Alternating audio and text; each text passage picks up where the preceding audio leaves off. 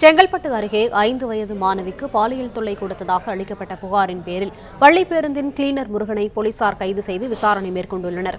கூடுதல் விவரங்களை செய்தியாளர் அற்புதராஜ் வழங்க கேட்கலாம். அற்புதராஜ், வணக்கம். விவரங்களை பதிவு பண்ணலாம். வணக்கம். சிறுமி பாலியல் தொல்லை கிளீனர் கைது செய்யப்பட்டார். செங்கல்பட்டு மாவட்டம் பாலூர் காவல் நிலையத்தில் எல்லைக்கு உட்பட்ட பகுதியை சேர்ந்தவர். 5 வயது சிறுமி அதே பகுதியில் உள்ள தனியார் பள்ளியில் படித்து வருகிறார். சிறுமியின் உடல் சில இடங்களில் காயங்கள் இருந்ததை கண்ட பெற்றோர் சிறுமியை செங்கல்பட்டு அரசு மருத்துவமனைக்கு அழைத்து சென்றனர்.